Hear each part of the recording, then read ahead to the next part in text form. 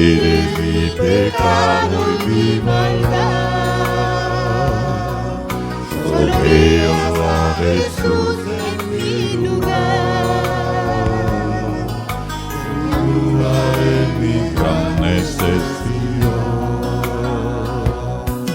el perdón que solo tú me puedes dar, que me acepta y me ama como soy.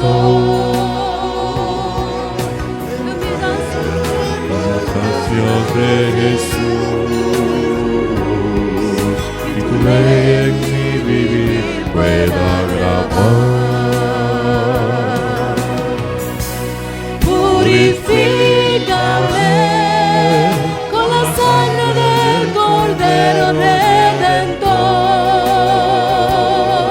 que la paz de Dios llene mi alma entera y mi corazón. Jesucristo mora en mí. Quiero hacer tu voluntad. Purifícame con la sangre del Cordero Redentor, que la paz de Dios llene mi alma entera y mi corazón. Jesucristo mora en mí. Quiero hacer tu voluntad.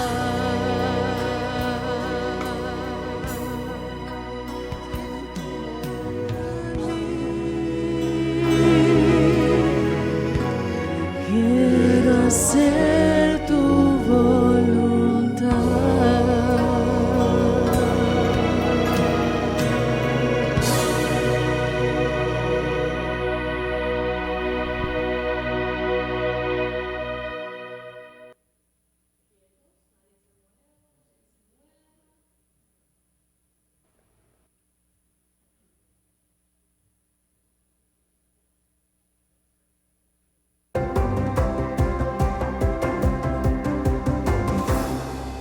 No vas a vivir.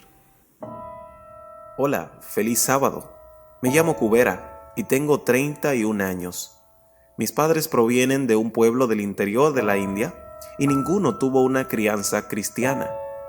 Después de casarse, se mudaron a la enorme ciudad de Bangalore, donde mi padre trabajó como policía.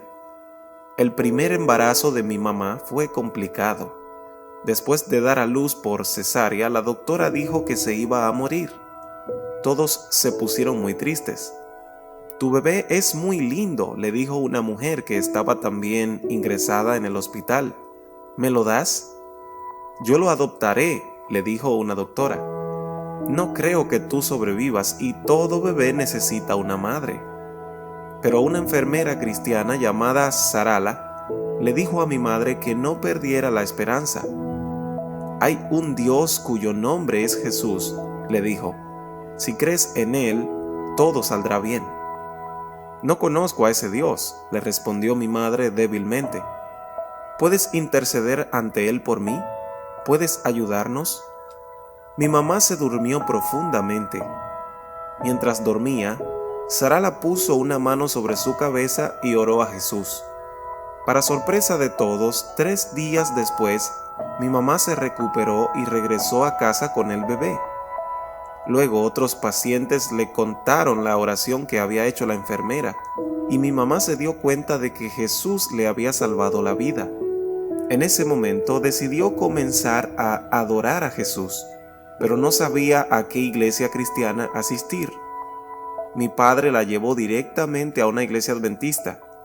Aunque no era creyente, mi padre estaba familiarizado con las diversas denominaciones religiosas de la ciudad y con la manera en que adoraban a Dios.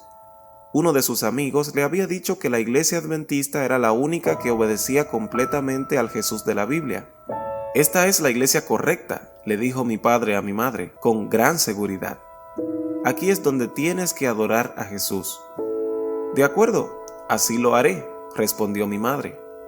Durante los siguientes 14 años, mi madre dio a luz a otros 7 hijos. Hoy su hijo mayor es presidente de una asociación de la Iglesia Adventista en la India. Su segundo hijo es pastor en Irlanda. Su tercer hijo es pastor en Bangalore. 3 hijas trabajan como maestras en escuelas de la iglesia. Sus 2 últimos hijos son miembros laicos activos. Y yo soy el más joven. El pronóstico después de haber dado a luz a un primer hijo era que mi madre se iba a morir. Pero gracias a la oración y a la fe en Jesús, vivió y trajo a la vida a 8 fieles adventistas. Hoy, mi madre, que al igual que yo solo tiene un nombre, Kamalamma, es una abuela de 72 años con buena salud y con 8 nietos. Cuando yo era pequeño, mi madre siempre me recordaba la promesa de Dios. ¿Acaso una madre olvida o deja de amar a su propio hijo? Pues aunque ella lo olvide, yo no te olvidaré. Gracias a la fe de mi madre, mi familia sigue hoy los pasos de Jesús. Parte de la ofrenda del 13º sábado de este trimestre ayudará a construir 2 iglesias en Bangalore, donde viven Kubera y su madre. Gracias por hacer planes para entregar una generosa ofrenda.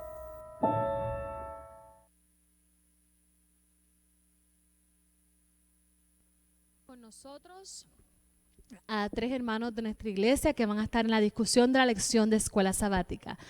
El hermano Salvador García, Rogelio Córdoba y José Casas. Así que allí donde están en sus hogares, busquen su lección, su Biblia, algunos papeles y lápiz para anotar. Espero que puedan disfrutar de la discusión de escuela sabática.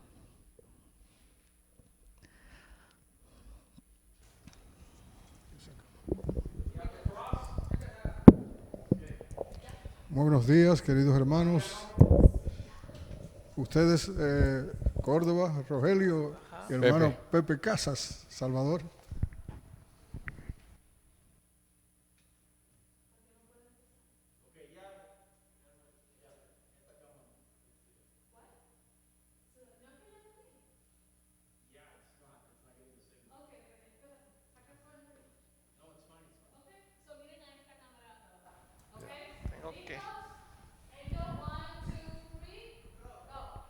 Muy buenos días, queridos hermanos, nuestra audiencia que no conocemos, Rogelio, hermano Pepe, Salvador, estamos aquí para la segunda lección de este trimestre que habla acerca del hogar. Hoy tenemos un gran desafío en la sociedad moderna porque parece que los hogares no se forman bien. Algunas personas pueden durar algunos años casados, se divorcian y cuántos hay que no quieren ni siquiera casarse. ¿Qué les parece?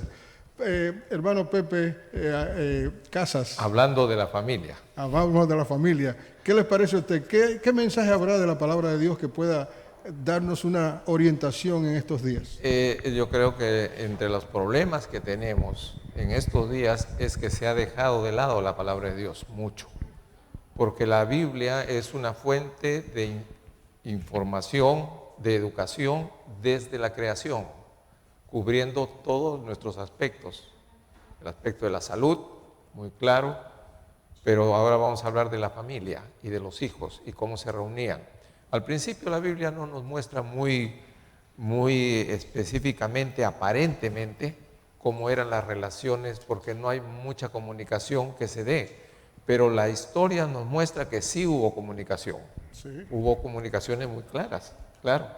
Entonces, pues de la primera pareja que estuvo en el Edén, nacieron los hijos posteriormente, cuando salieron ellos. La Biblia menciona a los 2 primeros, sabemos que hubo muchos más, pero la Biblia pues dio comunicación, muestra la comunicación que hubo, por ejemplo, cuando hablamos del sacrificio que tuvieron que ejercer los 2 hijos mayores, Caín y Abel. Ellos tuvieron que ir a hacer un agradecimiento a Dios con los sacrificios. Y eso nos muestra pues que el padre tuvo que enseñarles, porque la comunicación era directa con los padres en la formación. Lo que pasó con Abel también nos muestra claramente que hubo comunicación. Y de hecho la comunicación es la fuente primera más rápida que se tiene en la familia. Los padres tenemos o tuvimos, los que ya no los tenemos, una relación directa hasta para pequeños detalles. Y eso es lo que la Biblia nos enseña como una forma principal cuando empieza la familia con los niños pequeños. Ahora, yo me pregunto, hermano Casas, Sí. en el Edén, ¿Dios puso alguna idea para que los padres empezaran a educar a sus hijos? ¿Qué cree usted? ¿Había allí algo? De hecho, es muy corto lo que habla, pero las acciones muestran que sí había un contacto con ellos en la forma de hacer. Inclusive, ellos tuvieron que ser educados en la parte que hablamos sobre los sacrificios, y el primero que narra la Biblia, pues la diferencia entre los dos hermanos, pero los padres tuvieron que decirle para que sepan que tenían que ir a hacer un sacrificio, tenían que ir a actuar de cierta forma a Dios. Y eso fue enseñado, y fue enseñado por los padres. ¿Y cuál libro de texto usó Dios para enseñar, por lo menos a Adán, qué usó para enseñar a sus hijos? Bueno, cuando Adán, ellos definitivamente tenían la naturaleza, tenían inclusive el jardín del Edén, estuvo por bastante tiempo ahí, sabían lo que ocurrió, las consecuencias del pecado, y ellos comenzaron a narrarles a ellos lo que Dios había hecho, y lo que ellos hicieron también tuvieron que narrarlo, porque eso quedó en la historia ya con las generaciones posteriores. O sea que la naturaleza, Dios directamente habló con ellos cara a cara, y pues los hijos aprendieron de los padres definitivamente. No había libros en ese tiempo. Así es. Yo creo que Dios tenía o tuvo un plan específico cuando puso a Adán y Eva en el Edén, pues le proveyó todo lo que ellos necesitaban, pero también le dio a Adán una obra que hacer, ¿verdad? La primera obra que hizo fue, ¿qué hizo Adán? Lo primero que hizo, dice la Biblia, le dio nombre a todos los animales. Así que eso fue una tarea, ¿verdad? Una tarea que hoy podemos decir, ese es mi currículum. Y yo sé que en el lugar, en el Edén, es una instrucción sólida que puede ser para nosotros de ejemplo hoy. Aunque podamos decir, no, nosotros no vivimos en el mismo estado sin pecado que Adán y Eva, pero todavía la estructura del hogar forma la base de todo principio social en el mundo. Y nosotros tenemos que ver el hogar como el lugar donde hay la primera enseñanza. ¿Qué le parece? Sí, hablando de ese momento, indudablemente que tenían pocas cosas con que empezaron, pero la información estaba completa. Amén. Estaba completa para ellos, y así fue como la humanidad comenzó a aumentar. Y a continuación, Dios no lo dejó en ningún momento, porque Dios comenzó a dar mensajes precisos, hablando con ellos, y unos años después, que fueron casi como 1000, sí, vino el diluvio, y eso tuvo pues una predicación larguísima que lo dio Noé, y todos fueron avisados. O sea, la comunicación de Dios estuvo ahí. Tenemos la Biblia, por ejemplo, acá, que continuó escribiéndose, y en esta tenemos los mensajes precisos, no para lo que ya ha pasado, sino inclusive para lo que viene por delante.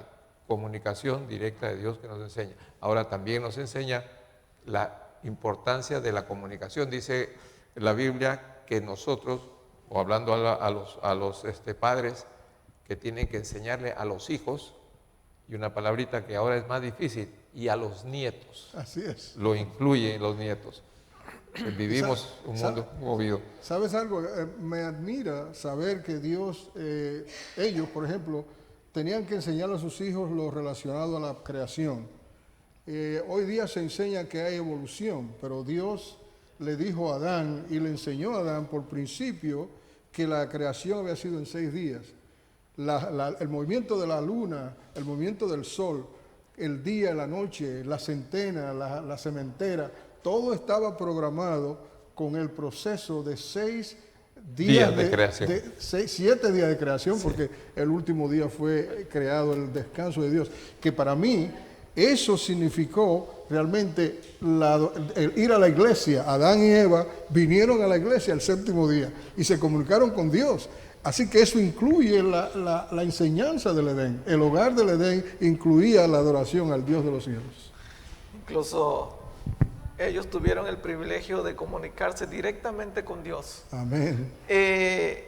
Vinieron los hijos después, ellos enseñaron a Abel y a Caín a comunicarse con Dios.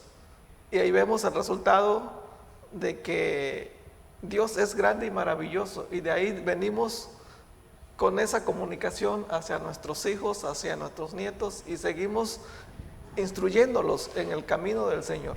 Amén. Entonces, Pepe, perdón. Sí, no, lo que estaba queriendo comentar en este momento es que ahora tenemos Biblia, una Biblia, yo tengo acá una Biblia, miro por ahí, hay otras Biblias, las enseñanzas de Dios están acá, pero yo les puedo asegurar de que si vamos a una universidad vamos a encontrar más libros de evolución, y que Dios no existe y que todo vino por casualidad, que la gente, los jóvenes, están siendo enseñados y se les muestra lo que eso dice y se los priva de la más importante enseñanza de la cual depende nuestra vida. Muy bien. Entonces, Córdoba, ¿qué tú crees que podríamos enfocar la próxima ocasión ahora? ¿Qué vamos a hacer? ¿Qué vamos a decir? ¿Qué parte de la lección enfocas tú? Vamos a buscar en la Biblia acerca de la niñez de Jesús. ¿Qué fue de la niñez de Jesús? ¿Qué pasó? ¿Qué hizo Jesús en su infancia? Podemos buscar un texto bíblico en Lucas 2:40.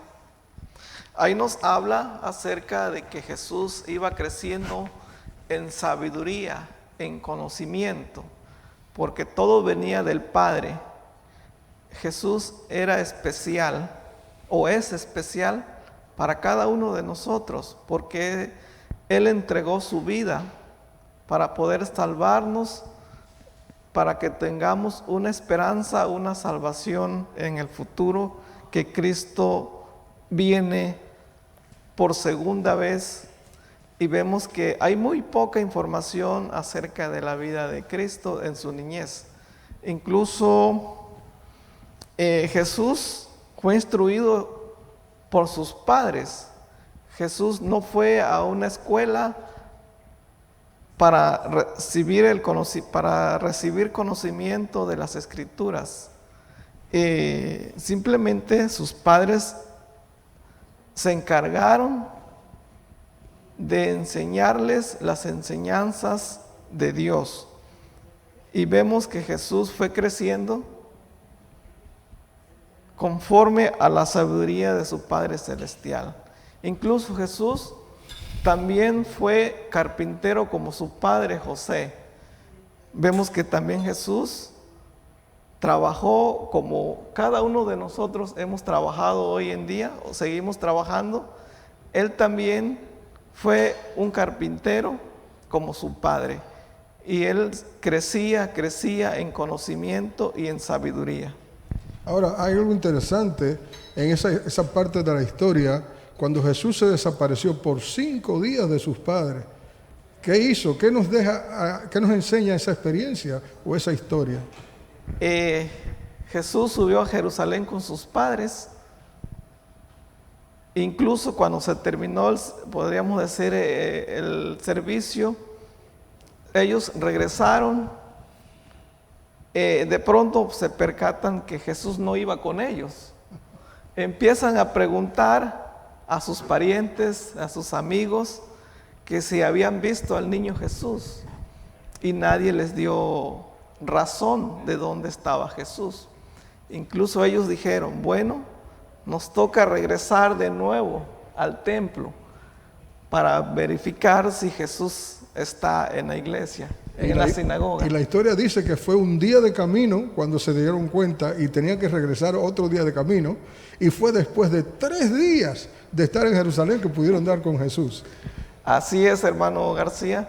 Ellos tuvieron que regresar, y cuando llegaron a la sinagoga encontraron a Jesús rodeado de todos los maestros, todos los rabinos, y ellos estaban completamente emocionados, podríamos decir, de ver que un niño tan pequeño tenía tanto conocimientos en las cosas de Dios. Así es.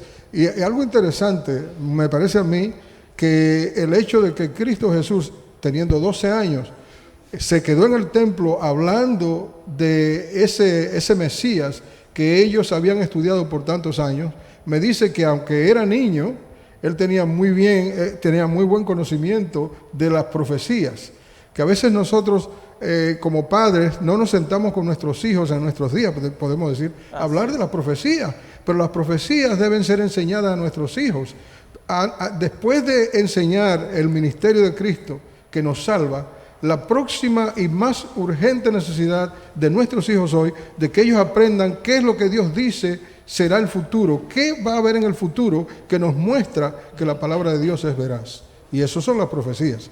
Así que Cristo Jesús enfrascó esa idea con los rabinos para que ellos pudieran recordar y entender que el Mesías que Dios había prometido venía. Así que esa niñez de Jesús fue una niñez productiva. Ojalá que nuestros hijos hoy día también puedan conocer la palabra de Dios. ¿Qué otra cosa podemos decir? También es muy importante la comunicación.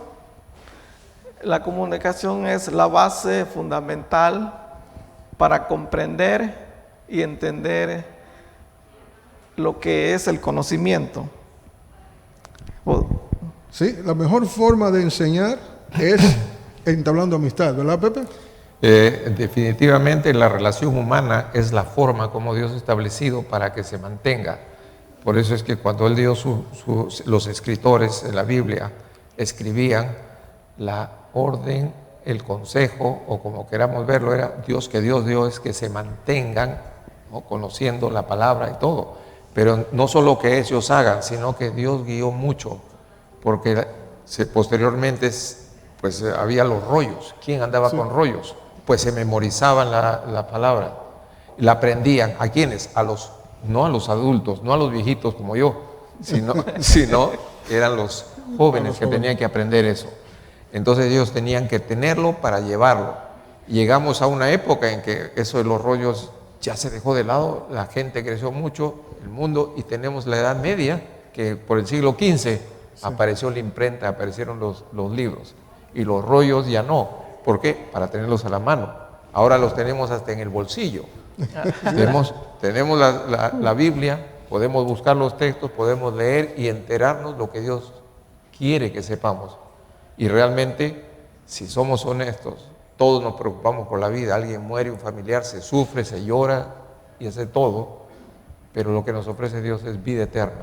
Y ahí está la oferta, la promesa y todo lo que Dios nos da para nosotros. Ahora, el principio de toda educación es la disciplina. Una vez yo estaba en un lugar, en una cafetería, sirviendo comida.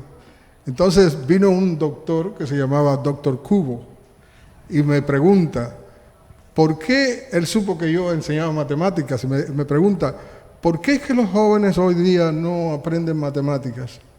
Y yo le respondí, por falta de disciplina. Y él me dice, ¿es verdad? Porque los que estudian música, el pianista, el violinista, son disciplinados para poder aprender a tocar el instrumento. Cierto. Y tenemos en nuestro medio a Morrobel, todos los días con disciplina, practica su guitarra. Y tenemos también el saxofón allá. Ellos tienen disciplina para aprender, pero hoy día el problema de la enseñanza es la entretención. Tenemos más entretenimiento que disciplina y mucho menos comunicación con los padres, porque Satanás se la ha ideado para romper esa comunicación del hogar. Entonces, me dicen que tenemos 5 minutos, Pepe. Bueno. Y yo tengo algo muy importante que decir. Pues adelante. ¿Lo digo? Sí. Los padres, ¿qué relación o qué función tienen los padres en el hogar?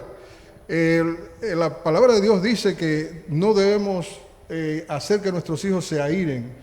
Tenemos que evitar que nuestros hijos pierdan, podríamos decir, la cordura con nuestra forma de disciplinar. Tenemos que disciplinar con paciencia con amor. La disciplina puesta frente a nuestros hijos con paciencia y cariño trae mayor beneficio, porque el propósito de toda disciplina es redención. No podemos disciplinar simplemente por disciplinar. Tenemos que buscar la manera de que nuestros hijos aprendan de sus errores y puedan salir adelante. Y otra de las cosas importantes de los padres, usted no puede mantener el mismo problema delante de nuestros hijos y hablar de ellos y volver a hablar de ellos y los disciplinamos y volvemos a hablar de ellos. Usted tiene que dejar el tema, después que usted disciplina a sus hijos, usted debe olvidar el tema. Y la próxima ocasión en que tenga que disciplinarlo, no junte lo que ha pasado con lo que pasó ahora. Porque entonces eso crea un sentido siempre de acusación. Y los hijos dicen, tú siempre estás contra mí, siempre me estás acusando. Así que los padres tenemos que tener cuidado con la disciplina de nuestros hijos. Otra cosa, la madre quizás es la responsable de pasar a los hijos el sentimiento, el cariño, la unidad familiar. Así que la madre prácticamente tiene una gran responsabilidad con la crianza de los hijos. Cercanía tiene con ella. Sí. La madre con los hijos. Pero los padres de hoy a veces hemos olvidado nuestra responsabilidad. Y muchos de los padres lo que hacen es que trabajan y se van a la casa o se van a la calle a entretenerse y se olvidan de los hijos. Y muchas veces esos hijos se crían con el deseo de conocer bien a sus padres. Si nosotros no jugamos con nuestros hijos y nos comunicamos con ellos y pasamos tiempo con ellos, ¿cómo podemos conocer sus caracteres? ¿Cómo podemos ayudarles? Así que Dios quiere que nosotros los padres entendamos que la crianza de los hijos depende de nosotros. A veces pensamos que es la escuela. Dime tú, Pepe, que tuviste hijos, lo mandaste a la escuela. Bueno, definitivamente la función principal la tenemos los padres. En la escuela ni tenemos idea de la cantidad de cosas que pueden aprender. Y no son las mejores, mayormente. O sea, en porcentajes muy altos de las cosas negativas. Información, si la hay. Matemáticas, pues si aprendieron a sumar, van a estar bien, y si no sumaron, lo van a desaprobar. Pero la parte de formación moral, espiritual, por ahí no se ve eso. Es cierto. Es obligación, responsabilidad y también nuestro deseo de que eso funcione. Porque Dios nos ve como hijos también y Él quiere a nuestros hijos y nos quiere a nosotros. Amén. Y quiere lo mejor. Amén. Oye, tú, Corda, que tienes hijos ya jovencitos, ya, ¿cuál es el problema de esa comunicación del hogar? En la comunicación en día, hermano, es la tecnología que empieza a afectar a nuestros hijos.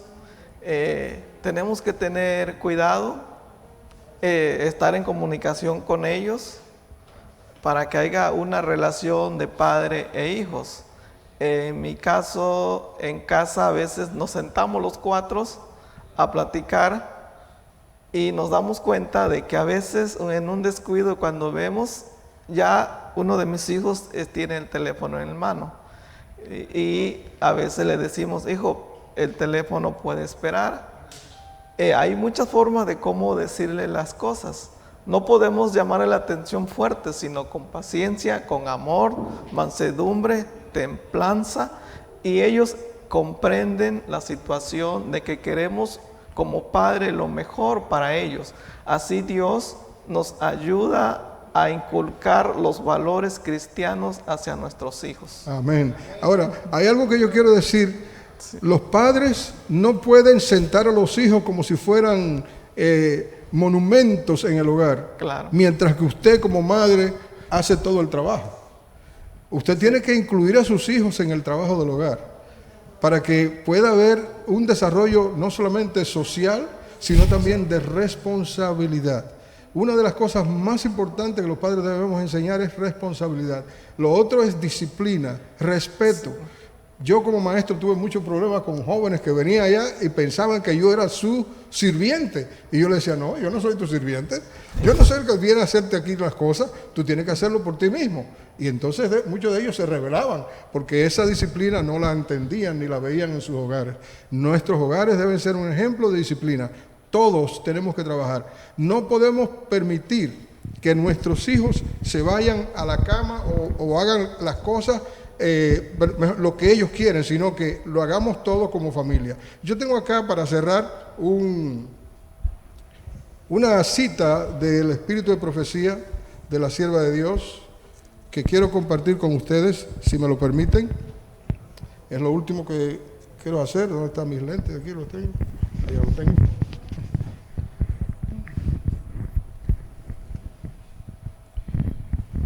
En el libro Conducción al Niño, no debe permitir que sus hijos sigan su voluntad no educada en el manejo de las cosas que pertenecen al hogar. Debería enseñárseles que no deben mantener la casa en perpetuo desorden al utilizar sus objetos para su propia diversión. Madres, enseñad a vuestros hijos desde sus primeros años que las cosas de la casa no son para su entretenimiento. Mediante esas cosas pequeñas se enseña el orden. No importa cuánto alboroto haga el niño, no permitáis que el instinto de destrucción que se manifiesta mayormente durante la infancia se fortalezca y sea cultivado. Es importantísimo para mantener la relación y la estabilidad del hogar. Amén. ¿Córdoba? Es importante, como comentaba el hermano Pepe, la comunicación, la relación, y aún más importante, inculcar la relación con Dios por Amén. medio de la oración. Amén. Muchas gracias, hermano Pepe Gracias. Casas, hermano Rogelio Córdoba, y a ustedes, mis queridos oyentes, Gracias. que Dios les bendiga, es mi deseo y oración. Amén.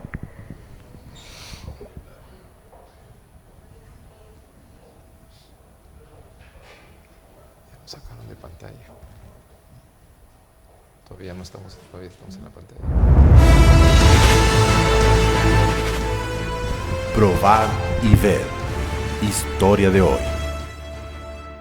Cambio radical.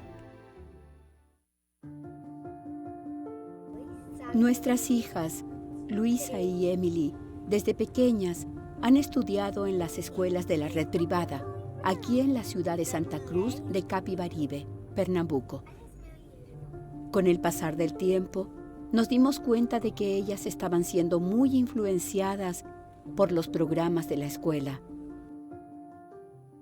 Te estoy notando un poco triste.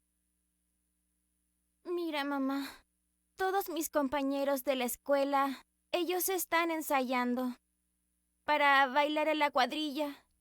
Y todos los días ellos van a ensayar y yo soy la única que queda sola allí en el salón. Y a veces yo me imagino cómo sería si por lo menos una sola vez yo fuera con ellos, me divirtiera y también bailara con ellos. Hija, yo sé que es difícil para ti, te sientes sola. Pero recuerda, mamá te está contando la historia de José, ¿lo recuerdas? José estaba apartado, era diferente. Tú también, hija. Sé que es difícil, que te sientes mal, pero mira, en la escuela tienes esas fiestas de San Juan, de folclore. ¿No era folclore? Halloween, carnaval. Y sé que es difícil para ti, sé que te dan ganas. Pero la palabra de Dios dice que nosotros no debemos participar, nosotros tenemos principios. Emily, de 10 años, estaba entrando en la adolescencia y esas influencias podían afectar su fe.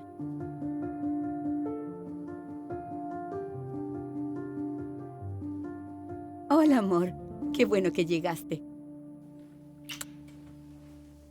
Todos estos libros que estoy leyendo, La conducción del niño, El hogar adventista, Consejos sobre la educación, en ellos la hermana White enfatiza mucho la importancia de la educación adventista. Yo también he estado preocupado de eso. Incluso leí aquí un artículo muy interesante donde hablan de la importancia de la educación adventista.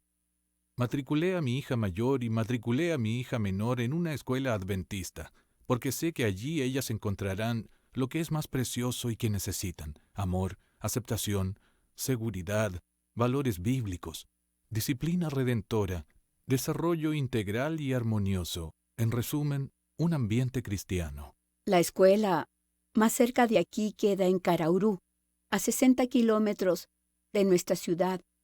¿Y cómo sería eso? ¿Tendríamos que vender nuestra casa? ¿Tendríamos que ir a trabajar allá, dejar todo atrás? Vamos a hacer un plan de oración. Vamos a llamar a las niñas, vamos a reunirnos todos los días, pedir la orientación de Dios. Él nos sabrá demostrar cuál es el camino que debemos seguir. Nosotros no teníamos ninguna duda de que cualquier sacrificio valdría la pena para que nuestras hijas tuvieran una educación con principios y valores eternos. Nuestras oraciones fueron escuchadas y todos los planes están siendo ejecutados con la bendición de nuestro Padre Celestial. Tengo aquí en mis manos la realización de un sueño, un libro de enseñanza religiosa del Colegio Adventista. Y de todos los libros, el que tengo aquí es el más importante porque las va a preparar para la eternidad.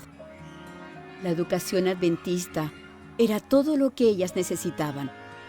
Fue por ese motivo que todo sucedió.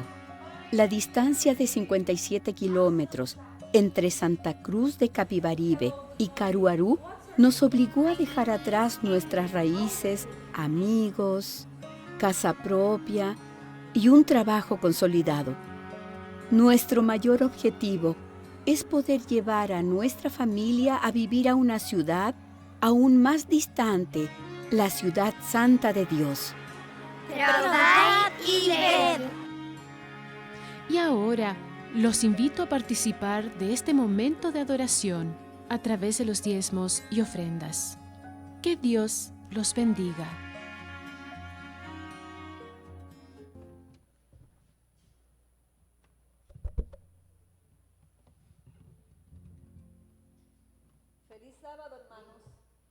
Que Dios les bendiga a todos. Estamos muy felices de poder estar en la casa de Dios, alabando y glorificando su nombre. Esta alabanza hermosa que vamos a interpretar nos invita a pensar en ese maravilloso lugar donde vamos a estar con Jesús, que es el centro de nuestras vidas.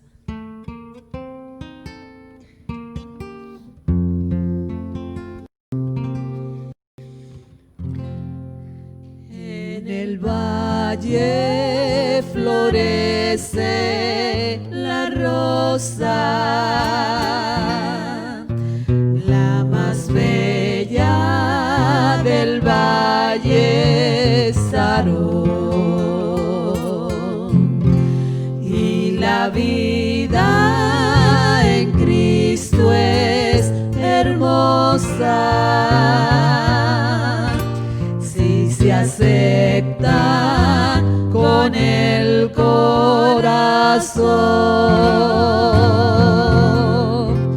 Yo estaré con Jesús en los cielos y por siempre su rostro veré. Con los santos en sus alabanzas, con mi canto también me uniré. Es Jesús la promesa divina, es la rosa más bella que el sol, es la rosa de toda la iglesia, que le sirve con el corazón. Yo estaré con Jesús en los cielos y por siempre su rostro veré. Con los santos en sus alabanzas, con mi canto también me uniré. Yo estaré con Jesús en los cielos y por siempre su rostro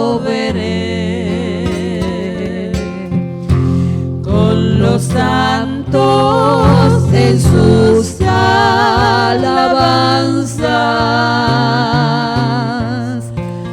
Con mi canto también me uniré.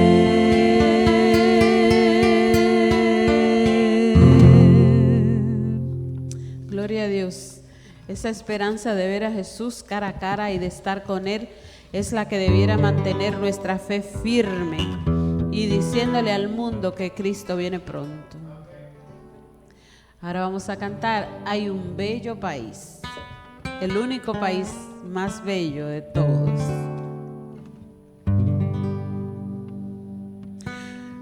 Hay un bello país, libre y feliz, donde al fin iré a morar. La muerte allí ya nunca sufriré. Al paraíso ha de llegar por fe. Oh, cuánto anhelo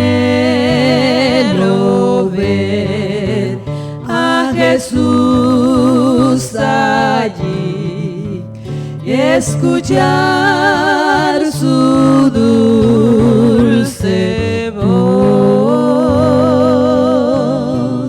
Años sin fin tendré para ensalzar su amor. Al paraíso he de llegar por fe. No hay maldición ni más noche allí, ni tampoco tendré sed. Gozaré allí de sin igual mansión. Al paraíso he de llegar por fe. Oh, cuánto anhelo ver a Jesús allí, escuchar su dulce voz. Años sin fin tendré para ensalzar su amor. Al paraíso he de llegar por fe. Al paraíso he de llegar por fe.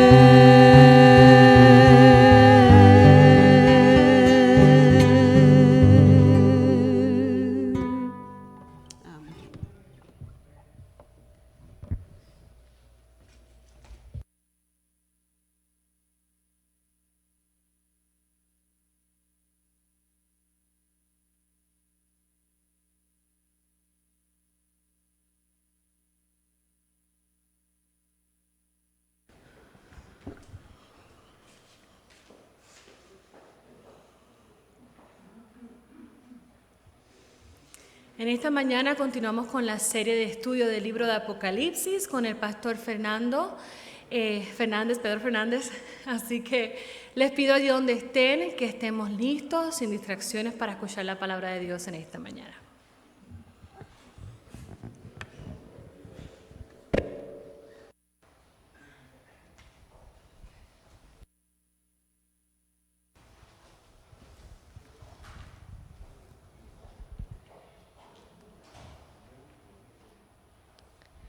Buenos días, queridos hermanos. En esta mañana agradecemos a nuestro Dios una vez más. Hoy es el sábado número 9 en que nos reunimos aquí desde la Iglesia Adventista Hispana de Génesis en la ciudad de Orlando. Agradecemos al Señor porque desde el 15 de agosto la Iglesia tomó la iniciativa de poder transmitir el programa desde la misma Iglesia para poder llevar un mensaje de salvación, un mensaje de redención, mensaje de transformación para cada uno de los hermanos que en una forma u otra se comunican con nosotros. Agradecemos a Dios porque a pesar del coronavirus, de la pandemia del COVID-19, a pesar de eso la Iglesia no se detiene. La Iglesia sigue predicando. Y seleccionamos el libro de Apocalipsis, un libro que puede atemperarse con las condiciones que están ocurriendo alrededor del mundo, un libro que nos da la esperanza. Y ustedes recuerdan que el primer día, el primer sábado, cuando su servidor tuvo la oportunidad de comunicarle los primeros versículos del capítulo 1, verso 1 hasta el 3, pudimos constatar y una vez afirmar que este libro Apocalipsis es la revelación de Jesucristo. Jesucristo revelando, Jesucristo dando a conocer a la Iglesia un mensaje especial,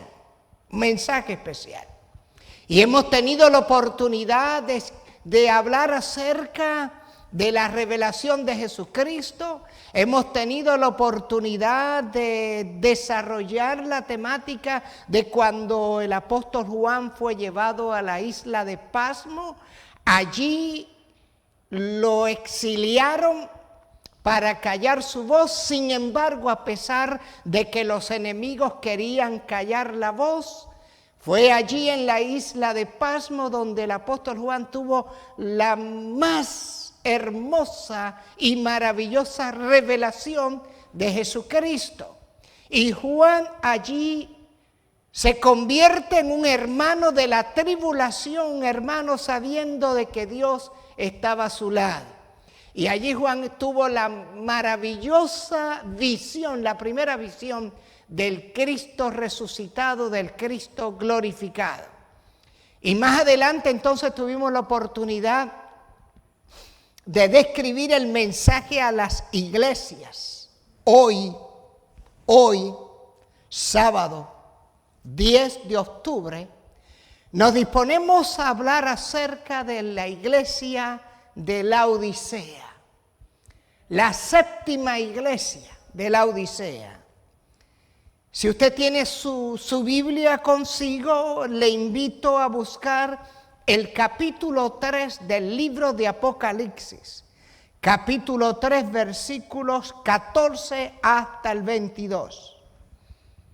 Escribe al ángel de la iglesia en Laodicea: así dice el Amén, el testigo fiel y verdadero, el principio de la creación de Dios.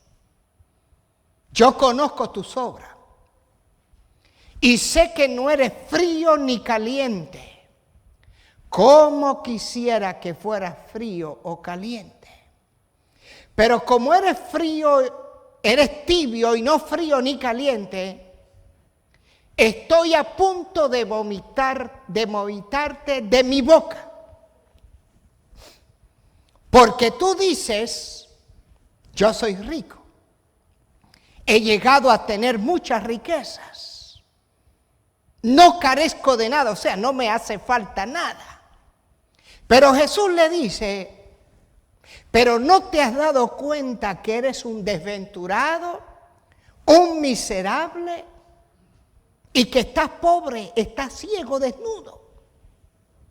Pero quiero decirte, para que seas realmente rico, yo te aconsejo que compres de mí oro refinado en el fuego y vestiduras blancas para que te puedas vestir y no se descubra la vergüenza de tu desnudez.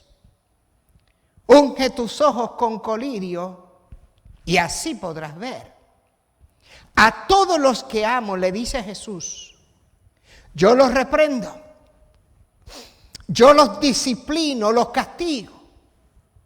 Así que muestra tu fervor y arrepiéntete. Mira, yo estoy a la puerta y llamo. Si alguno oye mi voz y abre la puerta, yo entraré en su casa, cenaré con él y él cenará conmigo. Al que salga vencedor le concederé el derecho de sentarse a mi lado en mi trono, así como yo he vencido y me he sentado al lado de mi Padre en su trono. El que tenga oídos, oiga lo que el Espíritu dice a las iglesias. Laodicea. El término Laodicea, la palabra Laodicea se divide en dos palabras. Lao, que significa pueblo, y Dicea, que viene de la palabra griega dikaios, que significa juicio. En otras palabras, el término Laodicea significa el juicio del pueblo. Dios le está haciendo un juicio a su pueblo. Laodicea. Laodicea, la actual Esquihizar, estaba a unos 72 kilómetros, o sea, 45 millas al sudeste de Filadelfia. Y estaba ubicada a unos 64 kilómetros, o sea, 40 millas al este de Éfeso. Y lo interesante es que Laodicea tenía una ubicación muy favorable en el sistema de carreteras romanas. Por lo tanto, Laodicea, por esa ubicación, llegó a ser uno de los centros comerciales y financieros más grandes del mundo antiguo. Hermanos, Laodicea era enormemente rica, bien rica, y se sentían orgullosos de ser rica, orgullosos. Es interesante que para el año 60 después de Cristo, Laodicea fue devastada por un terremoto. Sin embargo, como eran tan ricos, los ciudadanos eran tan ricos e independientes, y hay un historiador romano llamado Tácito, que él dice, históricamente hablando, que Laodicea era tan rica que aquellos ciudadanos rechazaron la ayuda imperial y ellos dijeron, nosotros tenemos tanto y tanto dinero que podemos reconstruir la ciudad utilizando nuestros propios recursos, y así lo hicieron. Eran ricos. La mayor parte de la riqueza de esa ciudad venía de la industria manufacturera de telas y transacciones bancarias. Así que Laodicea tenía características de esa riqueza, porque era conocida por la fina cualidad de la lana negra, suave, brillante, utilizada en la producción de diferentes clases de vestiduras y alfombras que eran exportadas a todo el mundo. Era muy rica. Y la prosperidad de la iglesia de la ciudad de Laodicea la convirtió en un centro bancario donde se guardaba gran cantidad de oro. Eran ricos en verdad.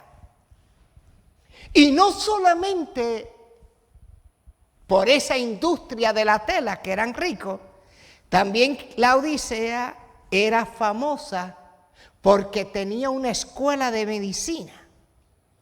Y la escuela de medicina tenía una reputación en el mundo antiguo porque allí se trataban las enfermedades del ojo mediante un colirio hecho de polvo frigio mezclado con aceite.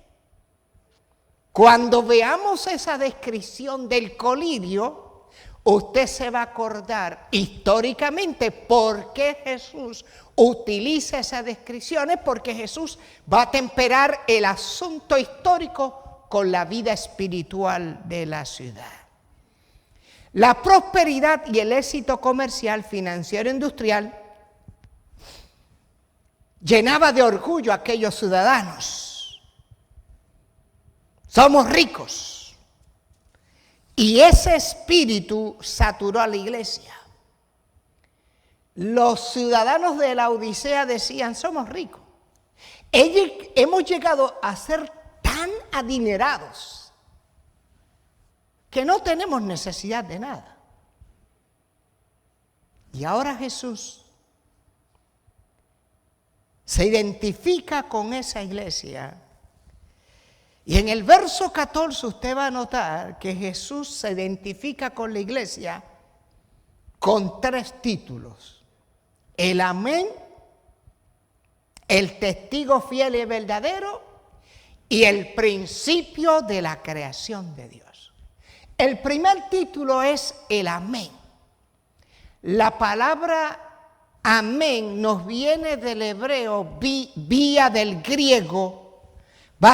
Básicamente la palabra amén significa verdad. El autor Barclay decía que ese concepto de amén representaba afirmar y garantizar una declaración absolutamente verdadera y digna de confianza. El verdadero es Jesús. De hecho, Isaías capítulo 65, verso 16, Dios es llamado como el Dios de verdad. El de verdad. El amén. Y es notable también recordar que cuando Jesús comienza las declaraciones de verdad, hay una expresión que se utiliza en los evangelios. De cierto os digo. De cierto os digo. El amén. El verdadero. Y luego el segundo título allí, Jesús se describe como el testigo fiel y verdadero. El testigo fiel en quien podemos depender completamente. El verdadero, fiel. El apóstol Pablo en la segunda carta a los Corintios, capítulo 1, versículo 20, probablemente Pablo, inspirado por el Espíritu Santo, también evocó este concepto del amén, del testigo fiel y verdadero, porque dice el apóstol Pablo, porque todas las promesas de Dios son en el sí y en el amén, por medio de nosotros para la gloria de Dios. El amén, el testigo fiel y verdadero. Y el tercer título es, Jesús es el principio de la creación de Dios. En otras palabras, Jesús es el origen de este mundo. Y como es el creador del universo, tiene autoridad absoluta sobre él. Pero ¿cuál era el problema de la iglesia de la Odisea? La iglesia de la Odisea tenía un problema particular. Era una iglesia autosuficiente. Para esa iglesia autosuficiente, Jesús se presenta como el amén de Dios en fidelidad y en testimonio fiel, el único que tiene poder absoluto sobre el mundo, porque Él es la fuente y el origen de toda la creación. Y ese testimonio fiel expone la verdadera condición de la iglesia que se está apartando de Él. Porque Jesús dice, como le dijo a todas las iglesias, En el verso 15, yo conozco tus obras, yo te conozco. Y hermanos, desde aquí, desde este púlpito de la Iglesia Adventista de Génesis en Orlando, lo hemos mencionado varias veces. Jesús constantemente nos dice, yo te conozco, sé quién tú eres. Aunque te escondas, aunque los demás tal vez tienen una imagen de ti, pero yo te conozco. Yo te conozco. Y hay una expresión que utilicé varias veces desde aquí, que la leí hace mucho tiempo en un lugar, y esa declaración a mí me impactó. Una declaración que nos hace pensar. ¿Quién tú eres cuando nadie te ve? ¿Quién tú eres cuando nadie te ve? Probablemente los humanos, pues claro, no nos pueden ver. Quizás nos escondamos, pero hay uno sí que nos ve. Y ese es Jesús. Y Él le dice a la iglesia de la Odisea, yo conozco tus obras. En la versión bíblica que yo tengo en mis manos dice, yo sé todo lo que tú haces. Yo sé lo que tú haces. Y me doy cuenta que no eres frío ni caliente. ¿Cómo quisiera, cuánto quisiera que tú fueras frío o caliente? Pero eres tibio, eres tibio. Y sigue una amenaza muy seria. Por cuanto tú eres tibio y ni eres frío ni caliente, estoy a punto de vomitarte de mi boca. Estoy a punto. Ahora, ¿de dónde viene este concepto? ¿Por qué eres tibio? Históricamente, estas imágenes se derivan del suministro de agua a la ciudad, porque la Odisea recibía el agua de los manantiales calientes de Hierápolis, que estaban aproximadamente a 10 kilómetros de la misma ciudad de la Odisea. Cuando ese manantial, esa agua salía de Hierápolis, cuando llegaba a la Odisea, ya estaba tibia. Ya el agua estaba tibia. Y aunque era buena para bañarse en ella, lamentablemente era desagradable para beber. Por eso es que cuando una persona a veces tiene problemas estomacales y hay que buscar la forma de que la persona pueda vomitar, el agua tibia, menciona a la gente, que es útil para que la persona pueda vomitar. ¿Se dan cuenta? ¿Se dan cuenta? Interesante que históricamente Jesús conecta estos mensajes esenciales. Jesús prefiere que la iglesia sea o caliente o fría. Jesús prefiere. ¿Cuánto me gustaría que fueras caliente o fría? Pero lamentablemente eres tibio. Eres tibio. Y esa tibieza denotaba un compromiso de la iglesia.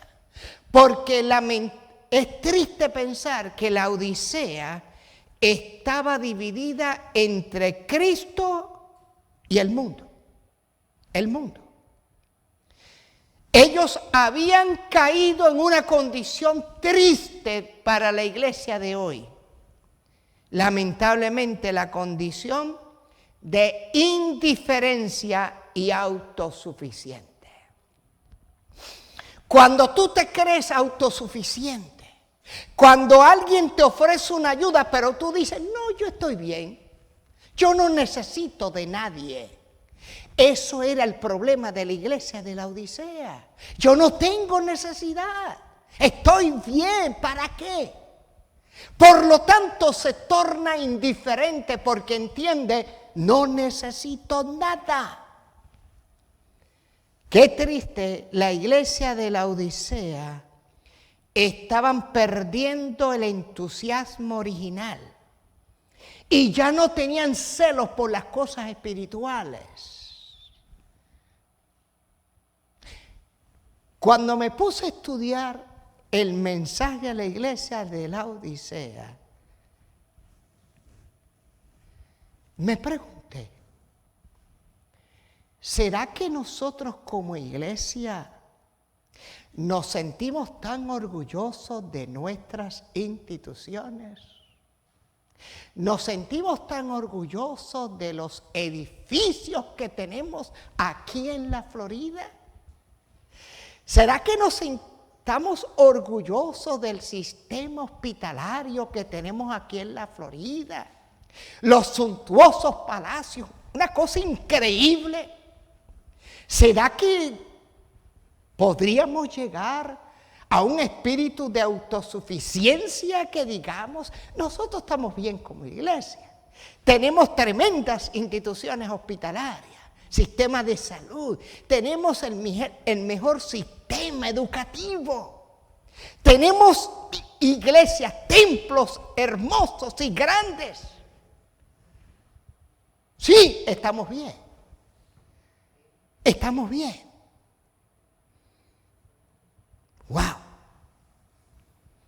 Y la condición tibia de la Odisea no proporcionaba ni alivio para los cansados espiritualmente, ni curación para los enfermos espiritualmente. Pareciera ser que hay más esperanza para un espíritu opositor o contrario que para la actitud de compromiso e indiferencia que tenía la iglesia. Y hermanos, Jesús dice, no estoy contento contigo. No. ¿Cómo yo quisiera que tú fueras frío o caliente? Cristo detesta una lealtad y un servicio dividido.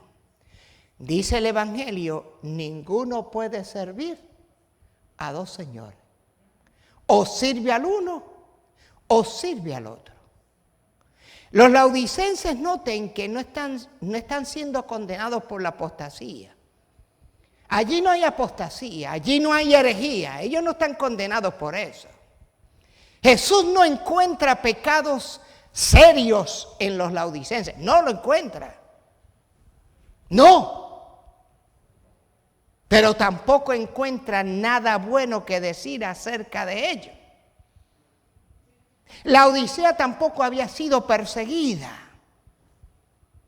El problema de la Odisea es la indiferencia. El pecado de la indiferencia. Es un pecado terrible. Estoy bien. No tengo necesidad. Y como eran adinerados, como tenían todas las posibilidades, tristemente la iglesia se infectó con el orgullo y la autosuficiencia cuando dijeron, soy rico y he llegado a ser adinerado, por lo tanto no tengo necesidad de nada. La ciudad de la Odisea se sentía orgullosa por la riqueza material, el comercio en telas, su colirio popular, porque tenía un colirio popular que se utilizaba en la famosa escuela de medicina, la gente se sentía orgullosa. Y este espíritu de la ciudad de la Odisea invade la iglesia, porque los cristianos de la Odisea estaban poniendo su confianza en su propia riqueza. Hasta el punto que llegaron a considerar que la riqueza era una bendición de Dios. y llegaron al engaño en cuanto a su verdadera condición espiritual. En el Antiguo Testamento, en Oseas capítulo 12, versículo 8, cuando el profeta habla de Efraín, Efraín dijo: ciertamente he enriquecido, he hallado riquezas para mí, nadie hallará iniquidad en mí, ni pecado en todos mis trabajos. En el Antiguo Testamento el profeta habla de Efraín, y ahora en el Nuevo Testamento, en el libro de Apocalipsis, se da la misma condición y característica de la iglesia de la Odisea. Dios está juzgando a un pueblo. ¿Cómo estamos hoy? ¿Cómo estamos hoy? Y ustedes recuerdan la iglesia de Esmirna. La iglesia de Esmirna materialmente eran pobres, muy pobres, pero espiritualmente eran ricos. Pero la iglesia de la Odisea piensa que es rica, pero son pobres en su orgullo espiritual. Un contraste notable. Y Jesús dice, tú dices que eres rica, que no te falta nada, pero no sabes. Wow, la palabra el verbo que se utiliza aquí es terrible. No sabes que eres despreciable. Eres miserable, pobre, ciega y desnuda. Despreciable. Miserable, pobre, ciega y desnuda. Una descripción terrible. Usted va a notar en el mensaje de la iglesia de la Odisea que no hay nada bueno. El Señor no encuentra nada bueno que decir de esta última iglesia. Nada. Esto es un mensaje poderoso para los últimos tiempos. Porque esta iglesia de la Odisea eran ciegos a su propia condición y piensan lo opuesto de lo que realmente son. Son espiritualmente extremadamente pobres, desnudos y ciegos. Alguien dijo una vez: el que no sabe y el que no sabe que no sabe, ambos están en la misma posición precaria. Lo repito, el que no sabe y el que no sabe que no sabe, ambos están en la misma posición precaria. Dice que eres rico, pero no eres rico, eres pobre, miserable, despreciable.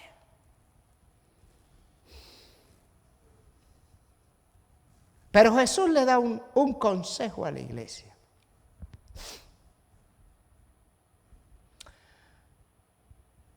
En la versión original griego,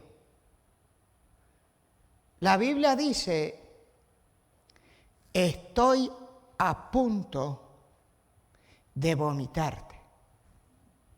Estoy a punto. Y si el Señor está a punto de vomitarte, en este proceso estoy a punto de, en el lenguaje implica, todavía hay oportunidad. A pesar de que no encuentro nada bueno en ti, estoy a punto de. Y en este proceso a punto de, hay oportunidad. Porque como hemos mencionado, evocamos las palabras del capítulo 3 del libro de Ezequiel. Yo no quiero la muerte del impío. Yo quiero que se salve. Jesús le dice a la iglesia de la Odisea: aunque he visto que eres despreciable, pobre, ciego, desnudo, Todavía tienes oportunidad. Todavía. Pero Jesús le da un remedio. Le da un remedio. Y cuando usted escucha la palabra remedio, un remedio es algo para sanar tu enfermedad. Y es un concepto médico. Cuando uno va al médico, el Señor hace una radiografía.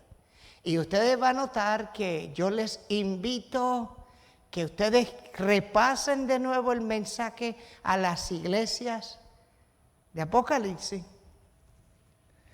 Y van a notar que el Señor Jesús hace una radiografía como el médico y el profesional de la salud hace una radiografía.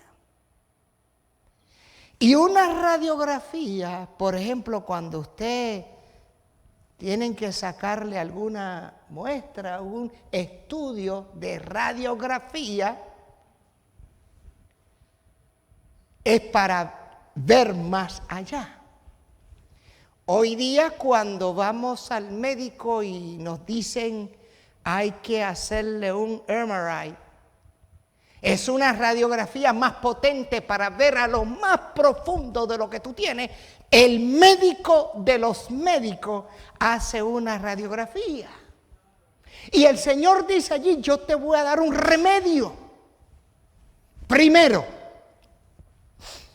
te aconsejo que de mí compres oro refinado en fuego para que seas rico, porque no eres rico, eres pobre.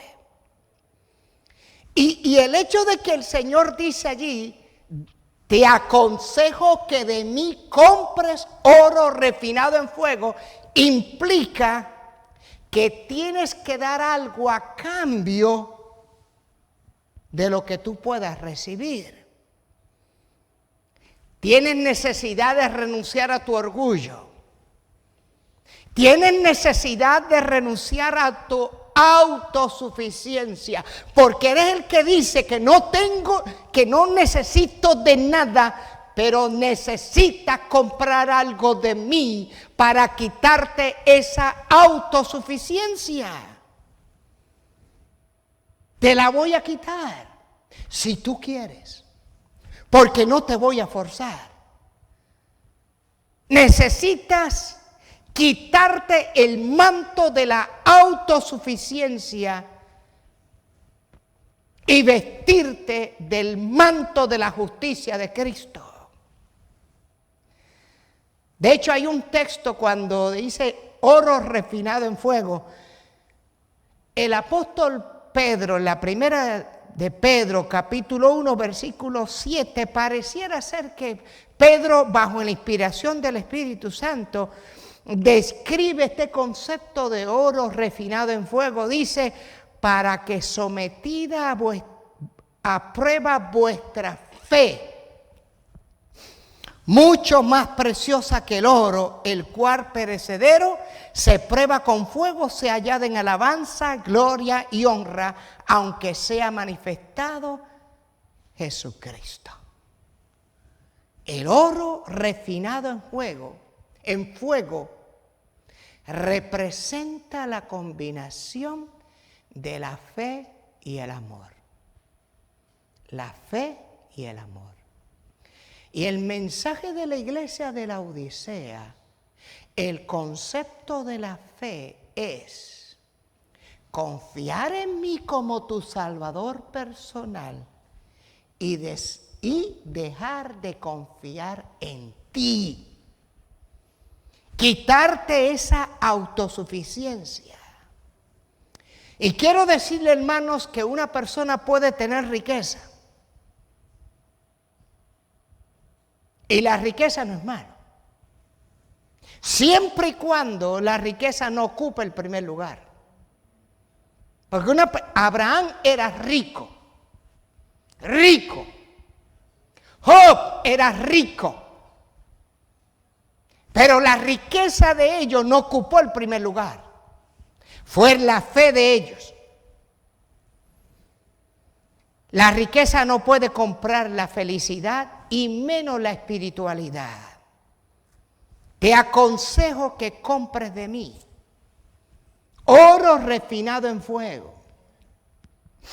La fe para quitarte esa autosuficiencia y comenzar a depender de mí. Pero ¿sabes qué? Te aconsejo que también compres vestiduras blancas para cubrir la vergüenza de tu desnudez. Tienes mucha lana, tienes telas increíbles, pero estás desnuda. Estás desnuda. Y las vestiduras blancas, como estudiantes de la profecía, estudiantes de la Biblia, sabemos que las vestiduras blancas son un símbolo de salvación, de una posición correcta delante de Dios. Los mantos limpios y brillantes, dice la Escritura, que son las acciones justas de los santos. Isaías dice, me vistió con vestiduras de salvación, me rodeó con manto de justicia. Así que el manto blanco de salvación es evidentemente tanto en realidad presente como una promesa futura. Y este vestido de mantos blancos es rescatado de esa posición humillante de desnudez y la vergüenza del pecado. ¿Se acuerdan cuando el hijo pródigo regresa a la casa con harapos? Y el padre le colocó el mejor manto para cubrir la vergüenza de su desnudez. Y los mantos son importantes para el pueblo de Dios al final del tiempo durante la batalla del Armagedón.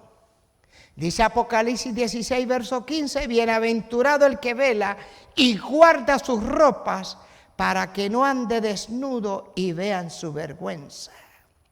Los laodicenses necesitan la justicia de Cristo para poder cubrir esa despreciable y miserable condición de desnudez. Sí, la justicia de Cristo, para que dependas completamente de la justicia de Cristo y no de tu autosuficiencia. Pero no solamente que compres vestiduras blancas, sino unge tus ojos con colirio y podrás ver. Esta declaración "y podrás ver" implica que estaban ciegos. Estaban ciegos. Están ciegos porque no conocen o no reconocen su condición espiritual. Están ciegos. Solo cuando sus ojos se han abierto, estos laodicenses podrán ver que no son lo que pretenden ser. Por eso el salmista en una ocasión oró: abre mis ojos y miraré. Abre mis ojos. Y el apóstol Pablo, en el capítulo 1 del libro de Efesios, a la carta a los Efesios, versos 17 y 18, Pablo oró para que Dios le diera a los cristianos en Éfeso espíritu de sabiduría y de revelación en el conocimiento de Él, alumbrando los ojos de vuestro entendimiento para que sepáis cuál es la esperanza a la que Él os ha llamado y cuáles las riquezas de la gloria de su herencia en los santos.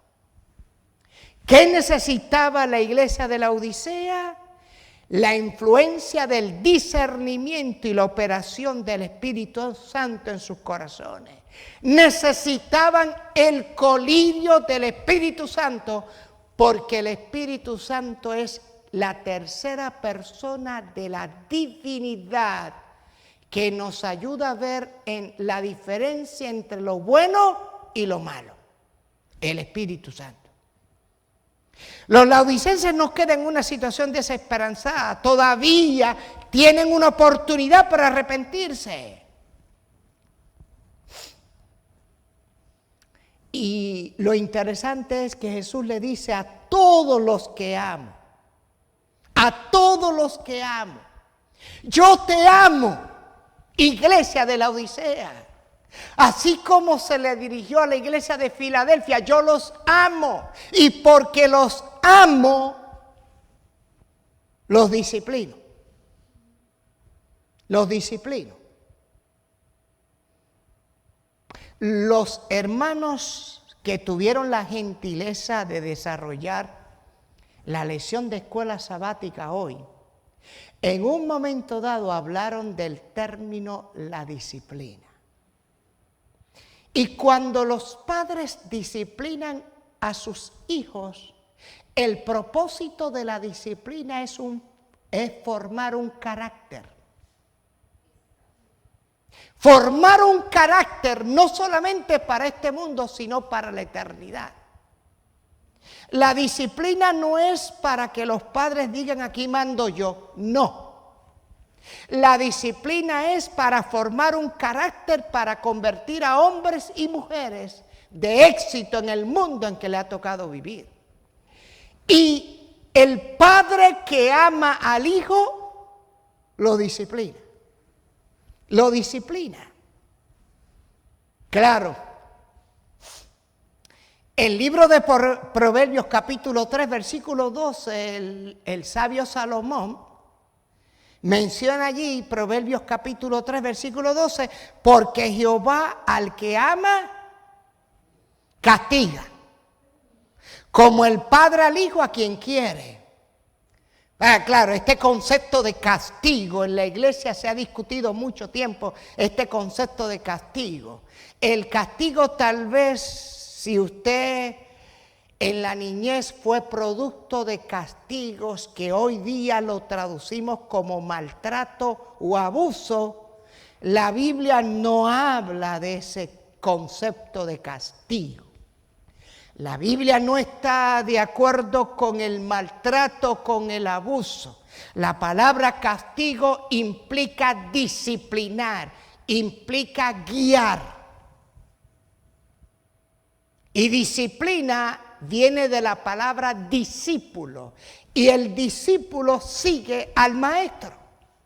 El padre y la madre como maestros guían a sus hijos por el buen camino. Por eso la disciplina. Y el Señor dice, como te amo, te tengo que disciplinar. Te amo. Cristo ama a los laodicenses. Por eso los disciplina, los corrige. Pablo dice que el Señor nos disciplina para que no seamos condenados por el mundo. Y voy a compartir con ustedes lo que dice el libro de Hebreos, capítulo 12, versículos 5 al 11, cuando el apóstol habla de la disciplina, versos 5 hasta el 11, y ya han olvidado la exhortación que como a hijos se les dirige. Hijo mío, no menosprecies la disciplina del Señor, ni te desanimes cuando te reprenda, porque el Señor disciplina al que ama y azota a todo el que recibe como hijo. Si ustedes soportan la disciplina, Dios los tratará como a hijos. ¿Acaso hay algún hijo a quien su padre no discipline? Pero si a ustedes se les deja sin la disciplina que todo el mundo recibe, entonces ya no son hijos legítimos, sino hijos ilegítimos. Por otra parte, tuvimos padres terrenales, los cuales nos disciplinaban. y los respetábamos.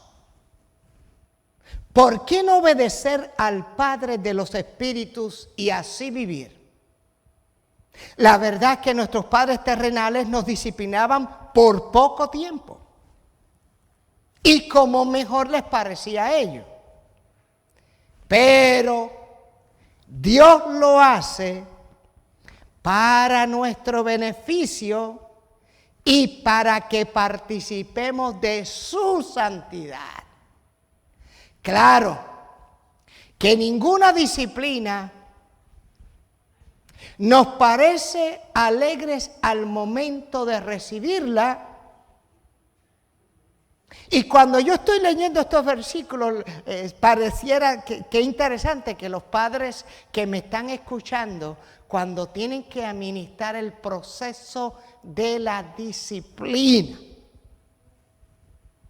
como profesional de la salud mental, que toda la semana estoy en esto, le hablo a los padres de la crianza, en inglés le decimos el parenting, y le he mostrado a los padres durante estos días el parenting o la crianza, que disciplinamos con amor y por amor.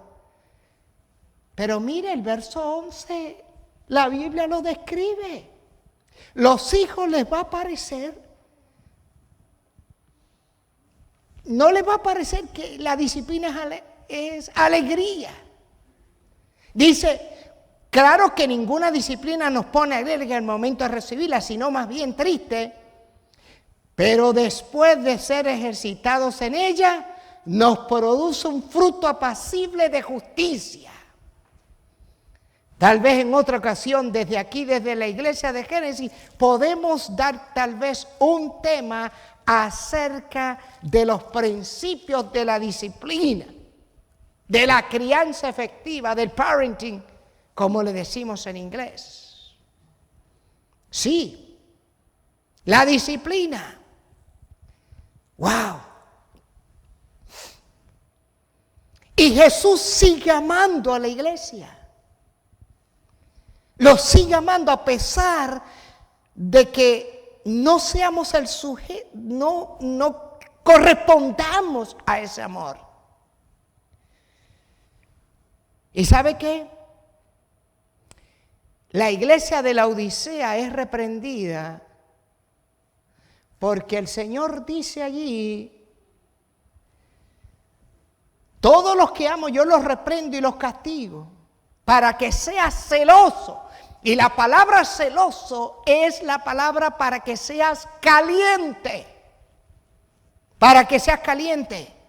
Para que puedas arrepentirte, para que des la vuelta, para que rompas con la situación presente en la que estás viviendo.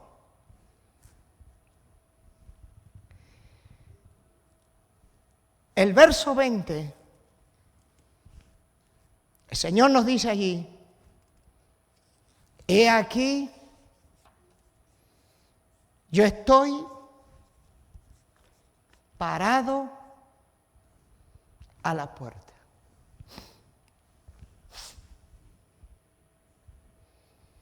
Parado a la puerta. Y si Jesús está parado a la puerta, me indica que está fuera. Ese es el problema de la iglesia de la Odisea, que Jesús está fuera. Está fuera. Está fuera. Y está tocando. Toca. Pero no abre la puerta. No abre.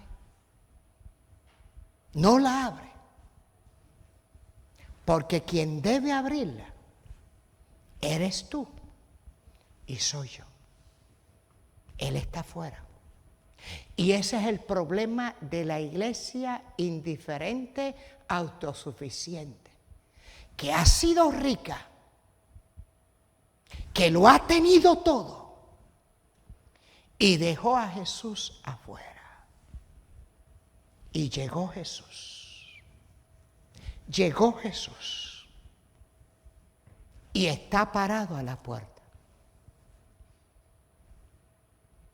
Y Él está tocando. Está tocando. Si alguno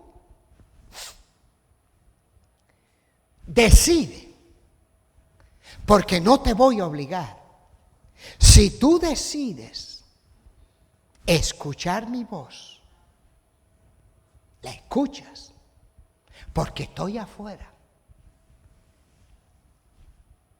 Y si tú decides, abres la puerta, si eres tú. La puerta representa el corazón. Ese corazón autosuficiente. Jesús le dijo a Nicodemo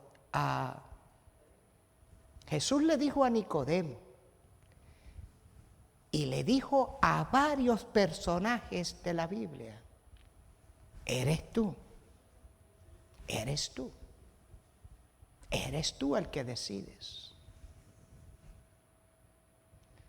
Pero no solamente a Nicodemo. Hay una descripción que solamente está en un evangelio, en Lucas. Jesús le dijo a Zaqueo: Zaqueo, prepárate, que voy para tu casa. Y Zaqueo le dio la bienvenida. Zaqueo abrió la puerta de su hogar y Jesús entró. Y cuando Jesús entró a la casa de Zaqueo, Jesús dijo: hoy ha llegado la salvación a esta casa. Porque la salvación no es un acto. La salvación es una persona y esa persona se llama Jesús. Se llama Jesús. Yo estoy parado a la puerta. Estoy tocando, estoy llamando. Escucha mi voz. Pero hay quienes están escuchando la voz, pero no abren la puerta. No la abren. Pero si tú abres la puerta de tu corazón, mi mayor deseo es entrar a Él. Cenaré contigo y tú cenarás conmigo. Y tú cenarás conmigo. Y esta escena nos recuerda el Cantar de los Cantares, cuando el amante llamó a la puerta de su amada, rogándole que le dejara entrar. Pero se tardó tanto que cuando ella abrió la puerta, dice: mi amado se ha ido. Se ha ido. ¿Será que nos estamos dilatando? ¿Será que nos estamos, en otras palabras, estamos esperando tanto? ¿No hemos decidido? Y el Señor se fue. Entraré en su casa, cenaré con Él y Él cenará conmigo. De hecho, en el cercano Oriente, cuando se compartía una comida, indicaba un compromiso de intimidad. Esa era la cena. Era la cena. En la autosuficiencia de los laodicenses, ellos pusieron a Cristo fuera de sus vidas. Porque la religión de los laodicenses estaba centralizada en su riqueza, en su autosuficiencia y no en Cristo. Pero dice un autor llamado Leon Morris: hasta este momento la carta ha sido dirigida a la iglesia como un todo. Pero ahora, individualmente, si alguno oye mi voz, si alguno, es una apelación al individuo, y ahora es para ti, y ahora es para mí, ahora es para mí. Jesús está a la puerta. y está tocando. Si escuchas su voz, decides abrir la puerta, gustosamente, yo voy a entrar. Yo no voy a forzar la puerta. No, porque esa decisión es tuya, no es mía, dice Jesús. Yo quiero entrar, pero si tú me dejas entrar. Jesús no fuerza la entrada. He aquí, yo estoy a la puerta. Y yo quiero decirle a mi amada iglesia en esta hora, Jesús está a la puerta y está tocando. Yo quiero que ustedes escuchen un himno que tiene que ver. He aquí yo estoy a la puerta, lo hemos escuchado varias veces. Yo quiero que tú escuches ese himno y piensa en tu condición espiritual. Escuchemos el himno.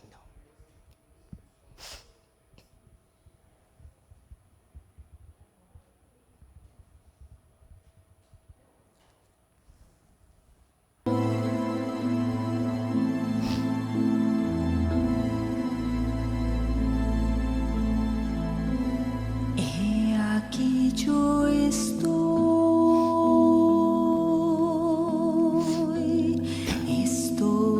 a la puerta y llamo. Si alguno oye mi voz, yo entraré y cenaré con él.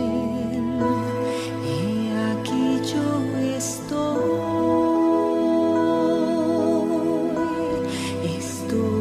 a la puerta y llamo. Si alguno oye mi voz, yo entraré y cenaré con él. Al que venciere le daré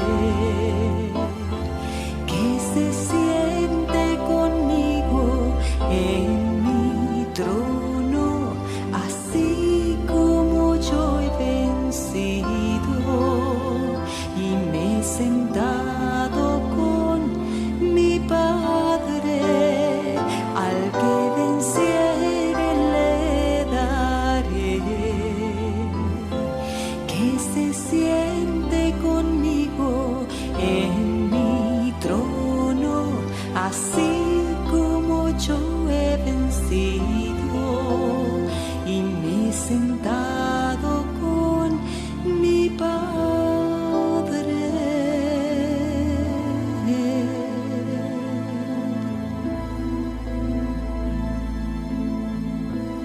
He aquí yo estoy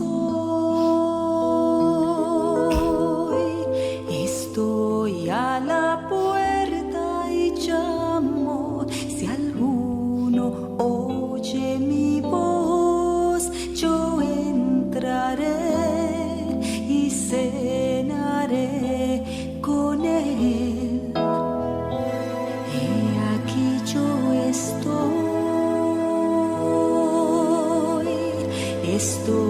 a la puerta y llamo. Si alguno oye mi voz, yo entraré y cenaré con él. Al que venciere le daré que se siente conmigo en mi trono, así como yo he vencido y me he sentado con mi Padre. Al que venciere le daré que se siente conmigo en mi trono, así como yo he vencido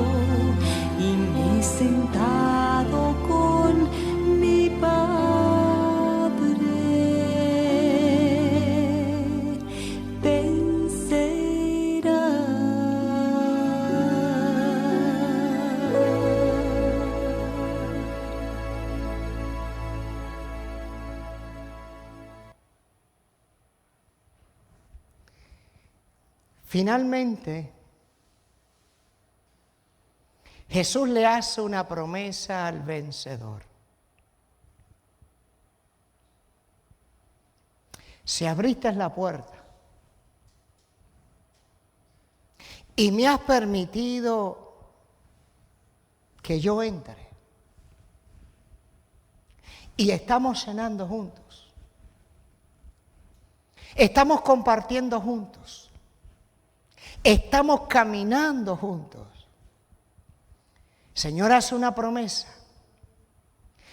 al que salga vencedor, le otorgaré que se siente conmigo en mi trono, como yo también he vencido y me he sentado con mi Padre en su trono. Allí hay una descripción del estatus del cristiano. Y la promesa que se hace incluye todas las promesas de todas las iglesias. Porque el sentarse con Cristo es alcanzar la victoria final. Pablo dice que nos hizo sentar en los lugares celestiales en Cristo Jesús. De hecho, cuando dice sentarse, a mi lado en mi trono, sentarse, en el antiguo cercano oriente, el trono era más como un sofá que un asiento único. Era algo cómodo. Era un deleite. Al pueblo fiel de Dios se le promete una parte con Jesús en su trono. Ya están elevados en los lugares celestiales. Claro, nosotros sabemos que este cumplimiento final se hará en la segunda venida de nuestro amado Salvador, cuando tendremos la oportunidad de compartir el trono con Jesús. La victoria final. Hermano, el mensaje a la iglesia de la Odisea está dirigido a todo aquel que pone su confianza en la prosperidad material, la prosperidad temporal. Aquellos que están en una condición de autosuficiencia, que creen que la prosperidad material es un favor dado por Dios. Cuando los cristianos de hoy, como los de la iglesia en la Odisea, están tibios e indiferentes en su relación con Cristo, la mejor solución es aceptar el consejo ofrecido por Jesús. Te aconsejo que de mí compres oro refinado en fuego, para que seas rico. Vestiduras blancas para que te vista, de modo que no se exponga la vergüenza de tu desnudez, y colirio para ungir tus ojos para que puedas ver. Lo que los laodicenses necesitaban es el colirio del Espíritu Santo para discernir claramente nuestra condición espiritual. Sí, claro, no tienes apostasía, no hay herejía en tus filas, pero piensas tan positivo de ti que crees que eso es suficiente, cuando realmente no es una garantía de salvación. Jesús desea ser el centro de toda la atención de la iglesia, de la adoración, de la actividad. Y yo vuelvo y repito a mi amada iglesia hoy, en el siglo XXI. Podemos tener aquí en la Florida el mejor sistema de salud. Podemos tener aquí en la Florida los mejores templos, dinero en el banco, las mejores comodidades, la mejor tecnología. Pero eso no garantiza salvación. Porque los edificios no nos van a salvar. La riqueza de aquí no nos van a salvar. Lo único que nos va a salvar es nuestra relación personal con Jesús. Es lo único. Y Jesús está esperando que tú y yo respondamos. De ti depende en el día de hoy. Y lo único que podrá traer un reavivamiento y una reforma a la iglesia es permitir que Jesús entre. Y yo a veces trato de ponerlo en un lenguaje más sencillo. Abre la puerta. Dile a Jesús, Jesús, entra y quédate conmigo. No te vayas de allí, Jesús. Quédate conmigo. Ese es el mensaje de la iglesia de la Odisea. Y aunque se aplicó localmente a la iglesia de la Odisea en el tiempo de Juan, el mensaje de la iglesia de la Odisea es un modelo para la iglesia de hoy, del siglo XXI. Es para hoy, para hoy. ¿Sabe qué, hermanos? La iglesia de hoy es una iglesia indiferente. Es una iglesia autosuficiente, pero está tibia. Y en esta tarde, el Señor nos pide, bajo la dirección del Espíritu Santo, que seamos calientes. Todavía Jesús está tocando. ¿Responderemos hoy? Le diremos a Jesús, Jesús, entra, quédate allí, no salgas. Quiero cenar.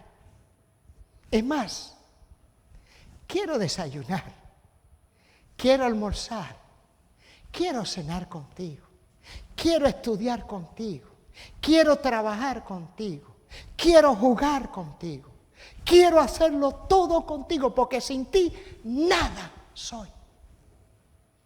Amada iglesia, te invito para que en este día abras la puerta de tu corazón y le digas a Jesús, entra y quédate allí. Querido Padre, en esta mañana, gracias. Gracias porque una vez más nos has permitido escuchar tu palabra. No somos dignos de presentarla. No, porque hemos sido autosuficientes. Perdona nuestra indiferencia. Perdona nuestra autosuficiencia. Perdónanos, Señor, porque hoy nuestra iglesia en el siglo XXI hemos creído que lo tenemos todo, que no nos hace falta nada, y hemos dejado a Jesús afuera. Y Él sigue tocando. Tocando a través de las pruebas, tocando a través de la enfermedad, tocando a través del peligro, a través de las cosas terribles de la vida, cuando creemos que esa disciplina es contraria a lo que queremos. Jesús sigue tocando la puerta. Señor, entra por favor y quédate allí. Quédate dentro y no te vayas, Señor. Porque sin ti, ¿a dónde iríamos? Ayúdanos. Y que en este día sagrado, podamos decir con toda seguridad y convicción que abrimos la puerta y Jesús entró y Jesús se quedó. Quédate allí, sé con nosotros, y que al terminar este hermoso día podamos decir, una vez más, el Señor habló a nuestro corazón. En el nombre de Jesús. Amén y amén. Bueno, hermanos, estamos gozosos porque tuvimos la oportunidad en el día de hoy de poder escuchar esta palabra enviada por nuestro Padre Celestial. Queremos volver nuevamente a invitarles la próxima semana a las 10:30 de la mañana. Esperamos que la tecnología lo permita, a 2:30 de mediodía. Y esta tarde, a las 6 de la tarde, tenemos un servicio especial por los jóvenes que vamos a llamar Vespers. It's going to be in Spanglish, un poquito en español, un poquito en inglés. Vamos a estar discutiendo el capítulo 6 de Gálatas, así que en sus hogares, si quieren estudiarlo, esta noche a las 6 lo vamos a estar transmitiendo a través de la página de YouTube. Si hay algún problema, como pasó esta mañana, pues entonces vamos a pasar a Facebook. Así que Dios les bendiga, muchas gracias por conectarse, nos vemos esta tarde a las 6 y que puedan pasar excelente sábado.